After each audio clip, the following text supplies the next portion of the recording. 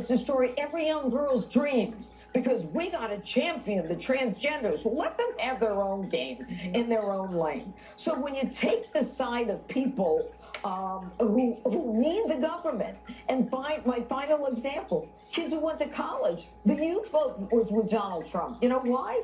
Because their parents work hard to put them in school, and they believe in America, and they didn't want to hear that they were oppressors or, white supremacists or that they were colonizers. They wanted to raise the American flag. The Democrat Party created it, and they deserve it. And they put so much more effort into talking about the electric vehicle tax credit than like the child tax credit. And now you see them basically having to scramble in California to try to deal with an energy crisis. Yeah, well, Janine's right. I think they panicked after Floyd, and when Democrats get nervous, they just start appeasing. They just start giving people things. They're like, okay, you guys are upset. Here's billions of dollars to BLM. What else you want? DEI jobs? Here's some jobs. You guys hate police? Yeah, we hate police too.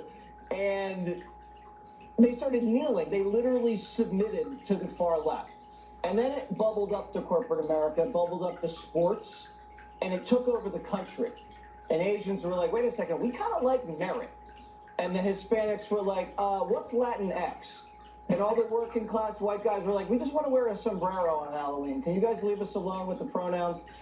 And then Biden, he should have been the one, because he's the old white guy, to shut it down, but he didn't know what he was doing. Remember, they were just passing him things to sign about equity. He proclaimed Transgender Day on Easter Sunday. Fool. So Kamala, California girl, doesn't know how to handle any of this stuff. She was like, that's how she got ahead in life. And then Bernie made a point, and I would disagree a little bit about that. What's your name again, Harold? My name's Harold Ford Jr. Bernie's like, can we talk about... It's in your face, Harold. Thanks, folks, Janine. Bernie's like, can we talk about wages or health care or education? You know, the stuff that we always beat Republicans on year after year. That's all. And so they got hijacked by extremists. Yeah. In that regard, you're right. I agree with you there. Greg, the Democrats used to want to talk about inequality, but they dropped class inequality in favor of only talking about gender and racial inequality, and then that now the working class is not even broken down into we warn blacks, them. yeah, Hispanics, and we warn them.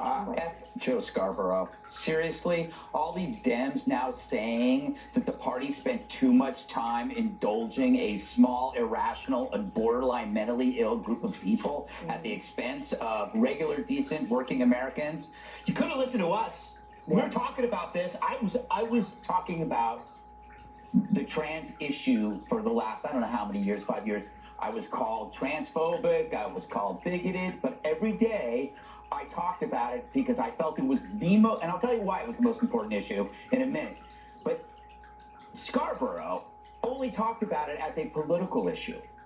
He was mad that they were doing it because it didn't play well in politics. He didn't talk about the parents or the families destroyed or the doctors who should be executed for butchering children in order to make a buck.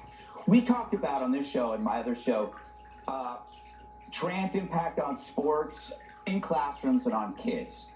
And the defense that I always got from the left was, it's just a tiny sliver of society.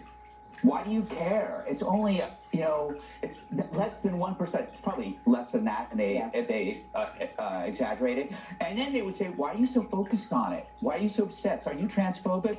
No, it doesn't matter the size of it. If you don't like torture, your excuse is, we only torture a few people. This is the biggest moral story probably since abortion, because it shows you how a toxic ideology can grow exponentially if it's left unchallenged.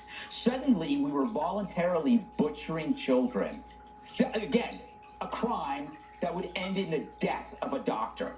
Now we were talking about it was a choice among children who cannot even make these decisions. Think about Elon Musk, he has an estranged transgendered child.